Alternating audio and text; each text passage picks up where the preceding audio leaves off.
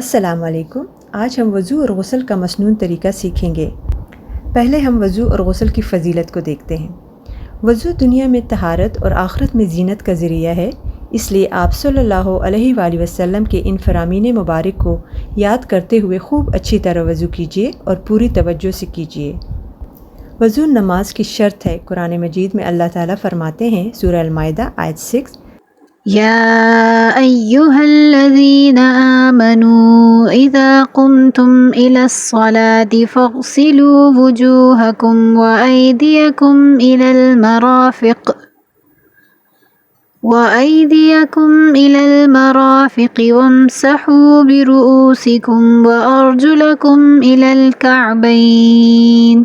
ترجمہ: اے ایمان والو، جب کھڑے ہو تم نماز کے لیے تو دھو لو اپنے منہ اور اپنے ہاتھ کوہنیوں تک، اور مسح کر لو اپنے سر کا اور دھو لو اپنے پاؤں ٹخنوں تک۔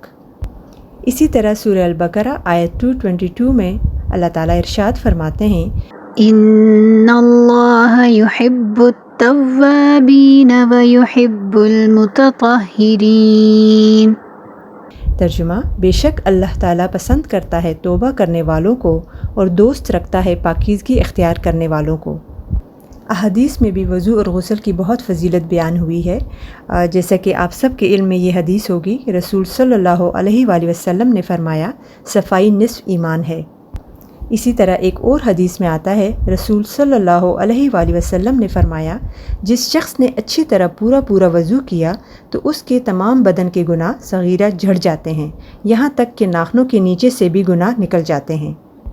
ایک اور حدیث میں آتا ہے کہ رسول صلی اللہ علیہ وآلہ وسلم نے فرمایا، بندہ مومن جب وضو کرتا اور اس میں کلی کرتا ہے تو اس کے منہ کے گناہ جھڑ جاتے ہیں، اور جب ناک میں پانی ڈالتا ہے تو ناک کے گناہ جھڑ جاتے ہیں، اور جب چہرہ دھوتا ہے تو چہرے کے گناہ جھڑ جاتے ہیں، یہاں تک کہ پلکوں کے نیچے سے بھی نکل جاتے ہیں، اور جب دونوں ہاتھ دھوتا ہے تو ہاتھوں کے گناہ جھڑ جاتے ہیں، یہاں تک کہ ناخنوں کے نیچے سے بھی نکل جاتے ہیں، اور جب سر کا مسح کرتا ہے تو سر کے گناہ جھڑ جاتے ہیں، یہاں تک کہ کانوں سے بھی نکل جاتے ہیں، اور جب پاؤں دھوتا ہے تو پاؤں کے گناہ جھڑ جاتے ہیں، یہاں تک کہ ان کے ناخنوں کے نیچے سے بھی نکل جاتے ہیں۔ فرمایا، پھر اس کا مسجد جانا اور نماز پڑھنا اس پر مزید ہوتا ہے۔ ایک اور حدیث میں آتا ہے کہ رسول صلی اللہ علیہ وآلہ وسلم نے فرمایا، قیامت کے دن میری امت کے لوگ بلائے جائیں گے تو وضو کے اثر سے ان کی پیشانیاں اور ہاتھ پاؤں روشن ہوں گے، سو جس کا جی چاہے وہ اپنی یہ روشنی بڑھائے۔ ماشاءاللہ، کتنی بڑی بات ہے اور کیسی خوبصورت روشنی ہوگی وہ۔ لہٰذا ہم سب کو بڑی خوشی اور اہتمام کے ساتھ وضو کرنا چاہیے۔ ہم اکثر ایک ہی وضو کے ساتھ 3-4 نمازیں ادا کرنے کی کوشش کرتے ہیں کہ بار بار اٹھنا نہ پڑے، پانی بھی نہیں پیتے، بڑی مشکل میں اپنے آپ کو رکھتے ہیں، تو ہمارے یہ سارے رویے قابل اصلاح ہیں۔ ہمیں اس پر سوچنا چاہیے کہ اس کی فضیلت کتنی زیادہ ہے اور ہمارے لیے کتنی فائدہ مند ہے۔ البتہ اگر کسی کی مجبوری ہے، کوئی جاب کے مسائل ہیں، یا ایسے علاقے میں جہاں بہت سردی ہے، یعنی کوئی بھی مجبوری ہو، تو پھر کیا جا سکتا ہے، لیکن عام حالات میں ہماری پوری کوشش ہونی چاہیے کہ ہم اس سے بھرپور فائدہ اٹھائیں۔ اب ہم دیکھتے ہیں وضو کا مسنون طریقہ۔ نبی کریم صلی اللہ علیہ وآلہ وسلم کی روایات کو اکٹھا کیا جائے تو ہمیں معلوم ہوتا ہے کہ آپ صلی اللہ علیہ وآلہ وسلم پہلے دانت صاف کرتے تھے۔ مسواک کا استعمال محبوب ترین سنت رہی ہے، لیکن اصل مقصد دانتوں کی صفائی کرنا ہے، تو مسواک، ٹوتھ برش یا انگلی سے اچھی طرح دانتوں کو صاف کیا جائے۔ پھر آپ صلی اللہ علیہ وآلہ وسلم دائیں طرف سے وضو شروع کرتے تھے۔ سب سے پہلے ہتھیلیاں 3 مرتبہ دھوئیے، پھر 3 مرتبہ کلی کیجیے اور اچھی طرح دانتوں کو صاف کیجیے۔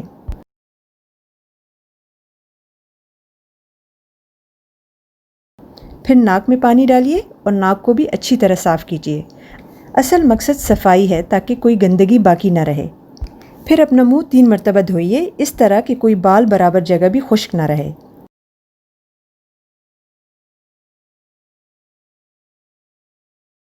اس کے بعد دایاں ہاتھ کوہنی تک 3 مرتبہ دھوئیے۔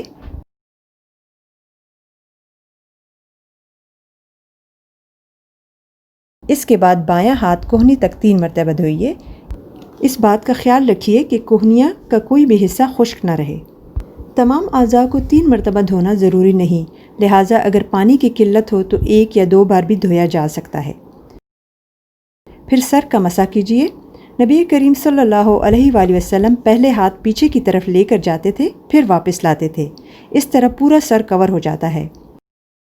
پھر کانوں کا مسح کیجیے۔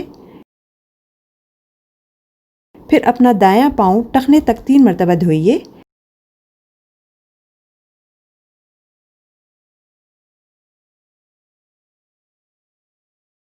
اسی طرح بایاں پاؤں ٹخنے تک 3 مرتبہ دھوئیے۔ اس بات کا خیال رکھیے کہ ایڑیاں بھی خشک نہیں رہنی چاہیے۔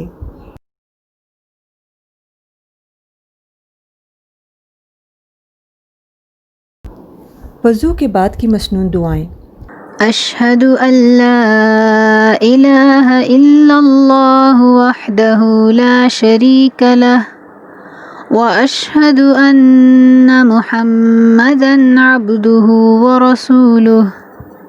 ترجمہ: میں گواہی دیتا ہوں کہ اللہ تعالیٰ کے سوا کوئی اللہ نہیں، اس کا کوئی شریک نہیں۔ میں گواہی دیتا ہوں کہ محمد صلی اللہ علیہ وآلہ وسلم اللہ کے رسول اور بندے ہیں۔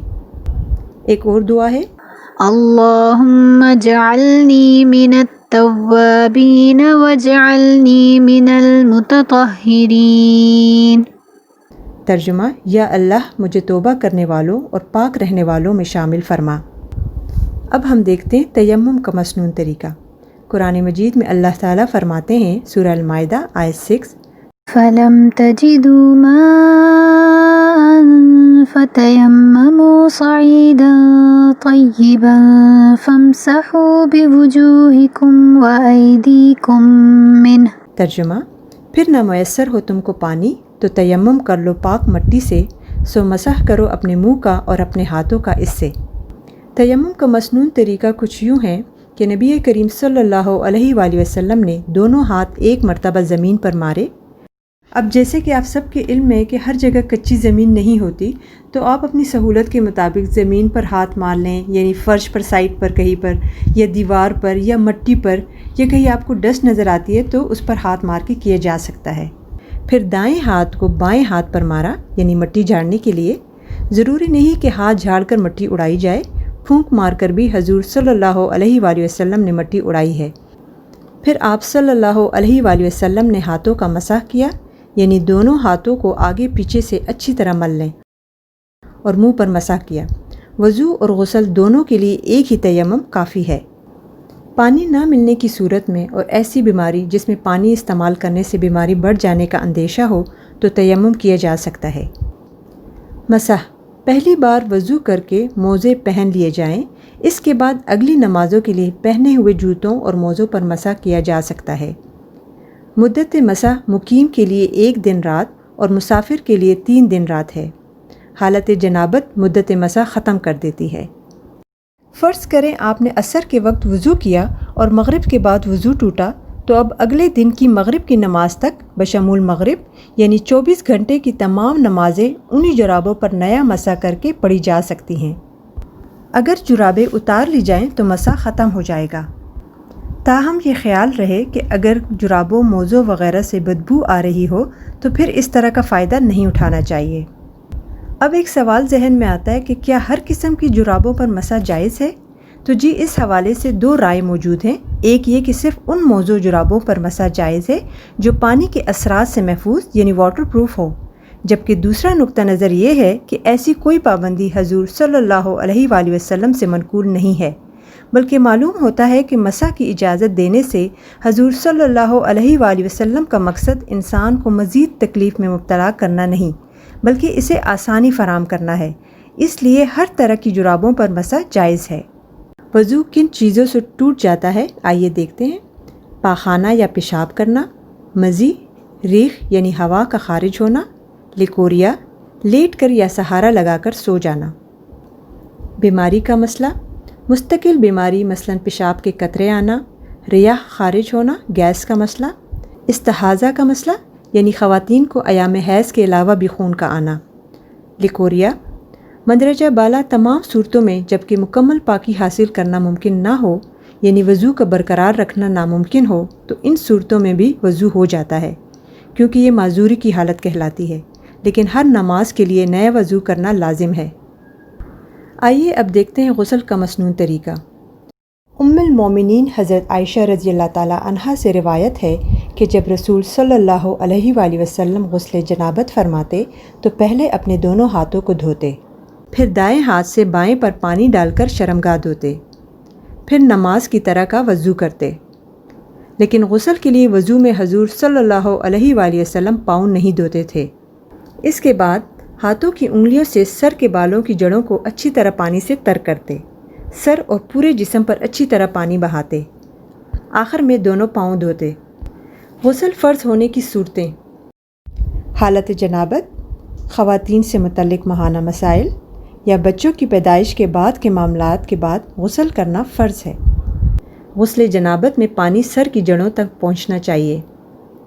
غسل جنابت کے لیے پانی میسر نہ ہو تو غسل کی نیت سے کیا ہوا تیمم ہی کافی ہے۔ استحاضہ کی مریضہ خاتون کو حسب عادت ایام حیض شمار کر کے غسل کرنا چاہیے۔ اور آخر میں ہم سورہ المائدہ آیت 6 کی اس خوبصورت آیت کو دیکھتے ہیں جس میں اللہ تعالیٰ ارشاد فرماتے ہیں: ما يريد الله ليجعل عليكم من حرج ولكن يريد ليطهركم وليتم نعمته عليكم لعلكم تشكرون۔ ترجمہ: اللہ تعالیٰ تم پر زندگی کو تنگ نہیں کرنا چاہتا، مگر وہ چاہتا ہے کہ تمہیں پاک کرے اور اپنی نعمت تم پر تمام کر دے، شاید کہ تم شکر گزار بنو۔ اللہ تعالیٰ ہمیں اپنے شکر گزار اور پاک رہنے والوں میں شامل فرما دے، آمین۔ السلام علیکم ورحمۃ اللہ۔ اگر آپ کو آج کی ویڈیو اچھی لگی تو پلیز اسے لائک کیجیے اور شیئر کیجیے۔ جزاک اللہ خیر۔